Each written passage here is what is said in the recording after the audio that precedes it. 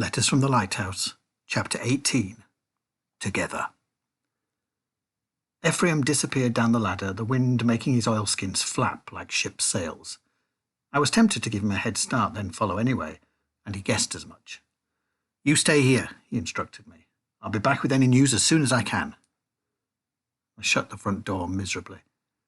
Waiting was going to be torture. I was already imagining the worst and the best in one chaotic thought. It didn't help that the lighthouse had started swaying slightly, which Ephraim said happened when the wind was particularly strong. Clutching the handrail, I climbed the stairs to check on Cliff. Part of me was bursting to tell him that I'd cracked the code, but the rest of what we'd worked out wasn't exactly joyful, so I didn't think it fair to worry him. He was asleep anyway, the blankets kicked off, the sheets twisted around his legs. I tucked him in again, then went back up to the sitting room to wait. An hour passed, and Ephraim didn't return. The storm had gathered strength, hurling sleet against the windows with such force I thought they'd break. It was a bit like being inside my own head, everything noisy and rattling about. It got harder to keep the stove alight as the wind blustered down the chimney, and I had to wrap myself in a blanket to stay warm. For supper, I made a cheese sandwich, which I shared with Pixie. Another hour passed, then another. I walked circuits of the room, looking out of each window in the hope of seeing Ephraim's torch beam bobbing through the harbour as he came back with news. But all I saw was water streaming down the glass and blackness beyond. It was hard to stay hopeful seeing that. By the time the clock struck midnight, I couldn't bear it any more. I convinced myself the reason Ephraim hadn't returned was because he couldn't face telling me. The mission was off. They decided it was too dangerous to rescue anyone from northern France. It didn't take much effort to picture Suki at gunpoint or being dragged by the Gestapo to some rat-infested prison. Tightening the blanket around my shoulders, I couldn't get warm. If Dad were here now, he'd talk to me, listen to me, make me see things in a different way. "Dad," I whispered out loud, "please make sure Suki comes home. Seeing as you didn't, it's only fair that she does, don't you think? I don't mean to bargain, but who are you talking to, Olive?" Cliff squinted sleepily at me from the top of the stairs. I got up, shaking off the blanket and wrapping him in it. He was definitely ill because he didn't fidget or tell me not to fuss. Glad of the company, I made him have the chair while I perched on its arm. "I've got something to show you," I said. There was an oil lamp burning brightly on a little table beside the chair. Taking Suki's note from my pocket, I was about to explain to Cliff how the code worked, thinking he'd like to know. Yet as I held the paper up with the light behind it, something I'd not noticed before caught my eye. Very, very faintly, you could see another mark on the paper. It wasn't much, but once you looked carefully at the right sort of light, it didn't say day 9 at all, but day 19. Not an opposite at all. "Cliff," I said slowly, "when would day 19 be?" "Day 19? He scowled. "What are you on about? It says day 9. I pointed to the ink stain on the paper. It had been made by water, the burst water mains from the air raid. It was easy to see how I'd missed it before, reading it by weak torchlight or under bedclothes. And it was pretty simple to work out, even for a maths dunderhead like me, that 19 days had passed since the air raid. I caught Cliff's eye. He grinned. Suddenly I was grinning too. Day 19 was today. Tonight. The boat wasn't stuck in France or even delayed. It was on its way at this very moment. Everything was going to plan. I jumped up, hands cupping my own face in excitement. "Right, action stations, Cliff. What do we need to do first?" Cliff passed me the binoculars he brought upstairs. "Have a look through these. There's a flashing light out to sea." I grabbed them. "Where? Which window?" Cliff pointed to the one on the left. I raced over, resting my elbows on the sill to steady them, pressed the binoculars to my eyes. Then just to the left, a bright light flashing on and off. It was there, then gone again. There, then gone. But it was most definitely a light. This was a quiet stretch of sea. I reminded myself of that as my heart beat fast. The fishing boats were still moored in the harbour. They didn't go out in a storm. I handed the binoculars back to Cliff. It's got to be the boat from France, hasn't it? I reckon so. Where's Ephraim? We need to tell him. At Queenie's. I fetched my coat, buttoning it up all the way up but wrong in the rush. You'll be okay here if I go? Of course. He was already kneeling importantly in the chair nearest the window. I'll keep lookout. The wind was so strong it blew me like a leaf up the hill to Queenie's. No one heard me knocking on the front door, so I tried the little window to the left of the steps, just like I'd done on our first night here. Oh, come on, I muttered, hugging myself against the icy sideways rain. I was impatient to be back on the beach. You could hear the sea roar, the waves thump as they hit the harbour wall. It was going to be a heck of a job landing the boat safely, and without drawing attention to ourselves. I wasn't sure how far off the coast it was, but every minute standing here, we were wasting time. I was just about to give up and try Mrs. Henderson's instead when I remembered the back door. You reached it by an alley at the side of the house, and it opened onto the kitchen, where Queenie and Ephraim might well be. It had to be worth a try. In the day, the door was always open. At night, Queenie bolted it on the inside, so again I had to knock. This time I heard the noise of a chair scraping the floor. At last someone was coming. The door, though, stayed shut. Who's there? It was Esther, sounding frightened. What do you want? I was a bit taken aback. It's Olive. Look, it's Queenie there. Or Ephraim. It's important. There was a grinding, snapping sound as the bolts drew back. Esther opened the door. She was wearing her nightdress with a sweater over the top. Behind her, I glimpsed a chair full of blankets pulled up close to the kitchen fire. I couldn't sleep, she mumbled. And no one's here. Do you know where they are? I need to find them, Esther. There's a boat coming in. That got her attention. A what? I glanced out into the street, anxious to be gone. A boat. There's people aboard.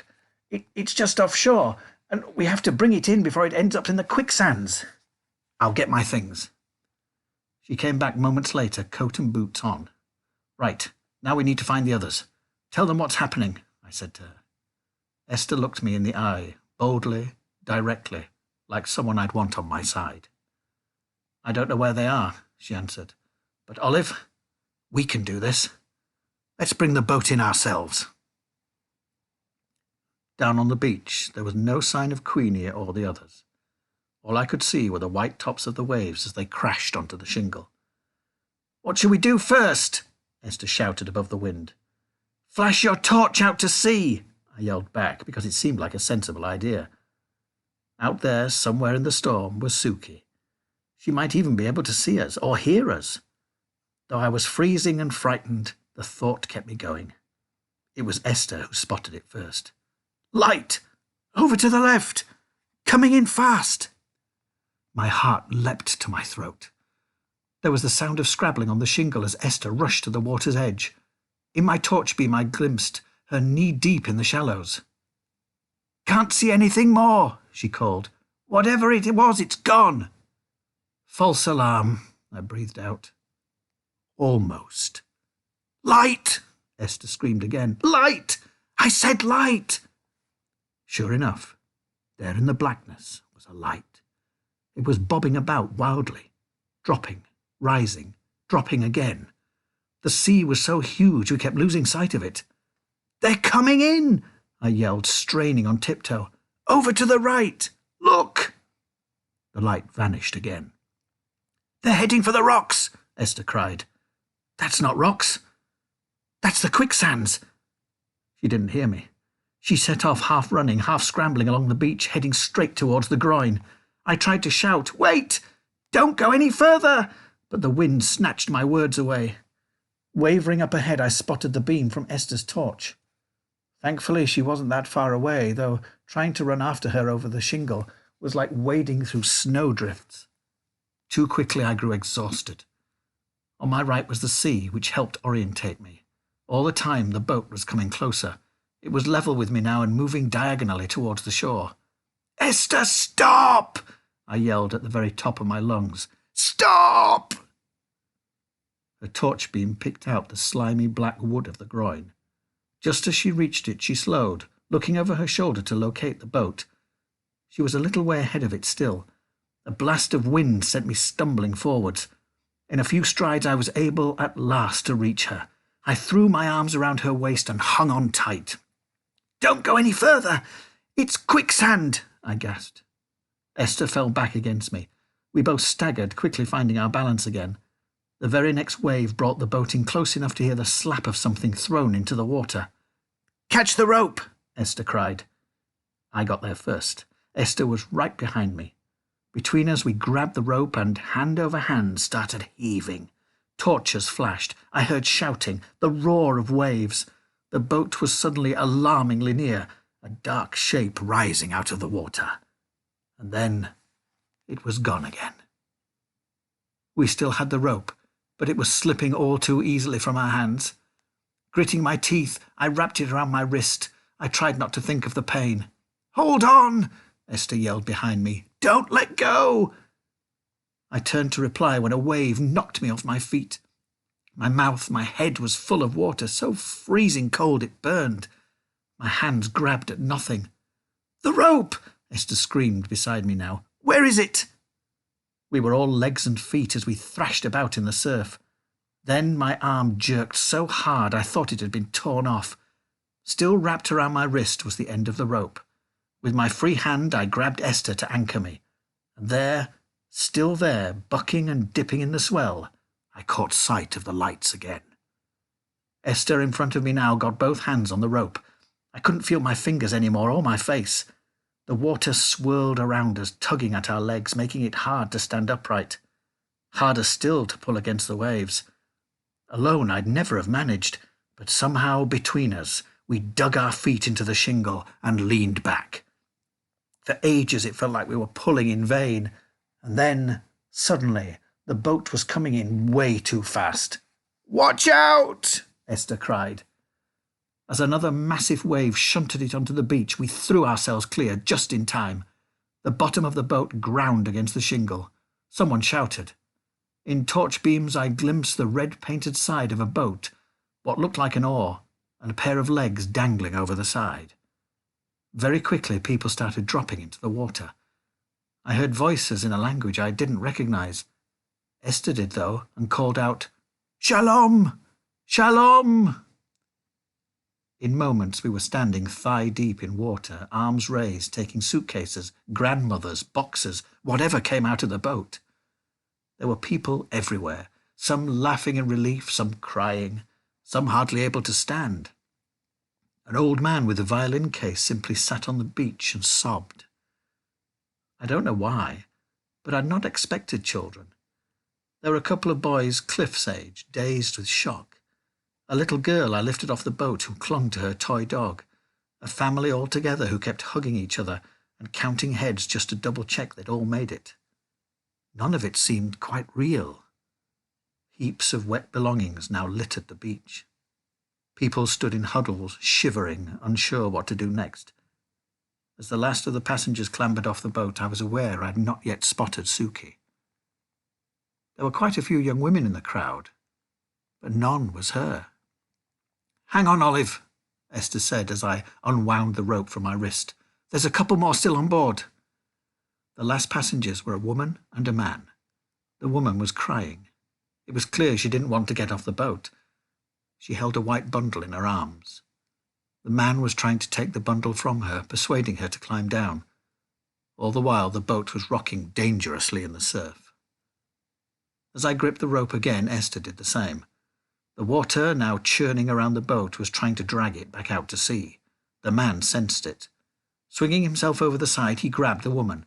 Somehow the pair tumbled down onto the beach. The waves were coming in faster. The rope was taut again, pulling against us. My arms felt ready to drop off.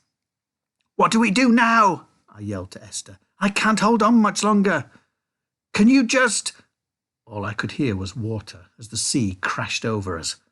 Coming up for air, I heard screaming. Not Esther, but the woman with the white bundle. Only she wasn't holding it anymore. She was back in the water, desperately clawing at the side of the boat. I couldn't understand what she wanted. "What's she saying?" I yelled to Esther. "What's wrong?" But I saw the look of horror on Esther's face. Coming from inside the boat was a high-pitched wailing sound. A baby. In a blur of panic, I pulled as if Cliff's life depended on it. Other hands grabbed the rope, voices shouting. People rushed into the water, throwing themselves against the boat to stop it moving. Yet the sea kept coming, swirling and tugging, fighting to win. I don't know how long we stood there. Time seemed to stop. The shouting became yells, then, eventually, a cheer. Inch by inch, the boat came in until it hit the beach and we couldn't move it any more. Feeling the rope slacken, I let go at last. We weren't in any water any longer. Somehow, together, we'd shifted the boat so it now sat surprisingly high up on the beach. My backside hit the ground with a thud. Esther dropped down beside me, breathing like she'd run for miles. I was aware of people standing over her, asking if we were all right. And somewhere nearby, a baby still crying, but in a gentler way, and a woman's voice saying, "Shh, Reuben, shh," over and over. I couldn't speak. I lay flat on my back, wondering if I was going to be sick. My hands felt like they were on fire, yet my feet had never been so cold. The first voice I recognized was Queenie's. I couldn't make out where she was. Then she crouched down beside me and helped me sit up. "You're here!" I nearly burst out crying. "I came to fetch you. Where were you all?" "At Mrs. Henderson's, using her radio. Mine's extremely temperamental in bad weather." I tried to explain. "The code was wrong. I mean, we weren't reading it properly." Queenie squeezed my shoulder. "You've done a remarkable thing here tonight, Olive. Not only did you discover something the rest of us missed, you brought the boat in by yourself." "Not quite," I replied. "Esther and me did it together." In the beam of Queenie's torch, I caught Esther's eye. She almost smiled. Then, of a sudden, a look of disbelief crossed her face. "What's the matter?" I asked. She didn't answer. Getting very slowly to her feet, she looked dazed. Wondering if somehow she'd bumped her head, I stood up to take hold of her by the elbow. Like me, she was shivering from head to toe. "Let's go back to mine and get warm, shall we?" Queenie said, trying to move us up to the beach. But Esther was staring, sleepwalker staring, at a group of people not far from us. One of them, a man in a long dark coat, called out, "Esther?" She listened. Didn't move. The man was coming towards her now in big, raking strides. Still she didn't move, yet I could almost feel the air around her change. She took a step towards the man. Then she was running, shouting, "Papa!" against the wind. "Esty!" the man cried. "Look at you! My child!" "That's her father?" My mouth fell open.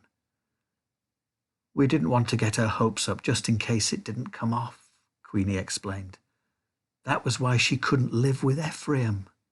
It's much easier to keep it secret in a big house with a cellar." I was only half listening, unable to take my eyes off Esther and her father.